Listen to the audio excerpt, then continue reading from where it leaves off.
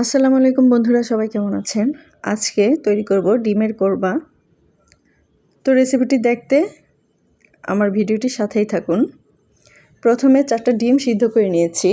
ডিমটা অল্প লবণ দিয়ে মেখে তেলে ভেজে নিব। এখানে একটি কড়াই গরম করতে বসিয়েছি এবং সয়াবিন তেল দিয়ে দিয়েছি। তেলটা গরম হয়ে গেলে এতে ডিমগুলো দিয়ে দিয়েছি। এবার ডিমগুলোকে হালকা কালার করে ভেজে নেব। খুব বেশি ভাজার দরকার নেই, হালকা কালারটা চেঞ্জ হলেই ডিমগুলো উঠিয়ে ফেললাম। এবার সেই তেলেই 2টা তেজপাতা, 2টা দারচিনি এবং 2টা এলাচ দিয়ে দিয়েছি। এবার এতে দিয়ে দিব পেঁয়াজ বাটা 2 টেবিল চামচ,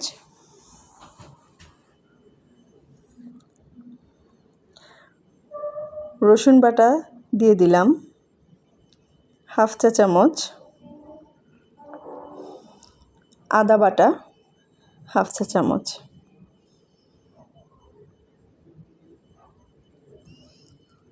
এবার সবগুলো মশলা ভালো করে একটু ভেজে নিব। এইদিকে আমি 3 ঘন্টা ধরে কিছু কাজু বাদাম এবং কাঠবাদাম ভিজিয়ে রেখেছিলাম, সেটা পেস্ট করে নিব। আমি ব্লেন্ডারে করে পেস্ট করে নিয়েছি।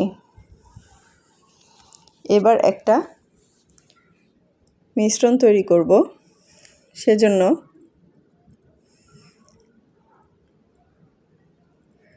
1 টেবিল চামচ পরিমাণ বাদাম বাটা দিয়ে দিলাম,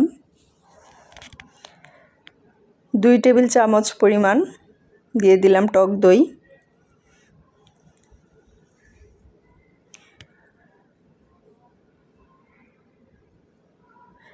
এবার এতে হাফ চা চামচ মরিচের ফাঁকি দিয়ে দিয়েছি এবং জিরা ফাঁকি দিয়েছি সামান্য। এবার একটু পানি দিয়ে মিশ্রণটা তৈরি করে নিব।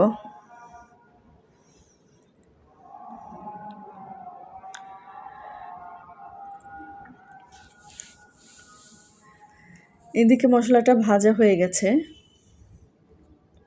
এবার এতে মিশ্রণটা দিয়ে দিব।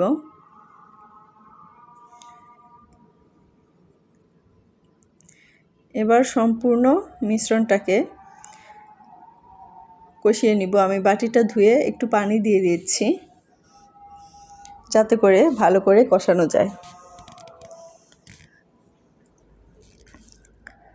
একটু লবণ দিয়ে দিলাম পরিমাণ মতো। দেখেন তেল ওঠা ভাব চলে আসছে, তার মানে মশলাটা ভালো করে কষানো হয়ে গেছে। এবার এতে লিকুইড দুধ দিয়ে দিব।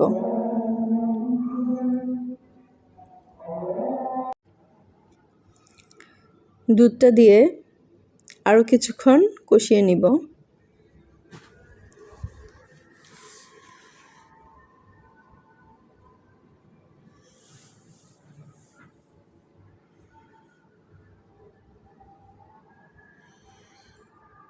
কষানো হয়ে গেছে। এবার এতে ডিমগুলো দিয়ে দিব। ডিমগুলো দিয়ে আরও 2 মিনিটের মতো রান্না করে নিব।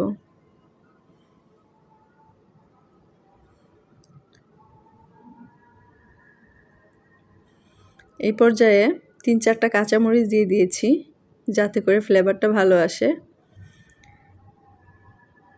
এবং হাফ চামচ পরিমাণ চিনি দিয়ে দিয়েছি, এতে করে টেস্টটা আরও বেশি এনহ্যান্স করবে। তো আমার রান্নাটা কমপ্লিট হয়ে গেছে।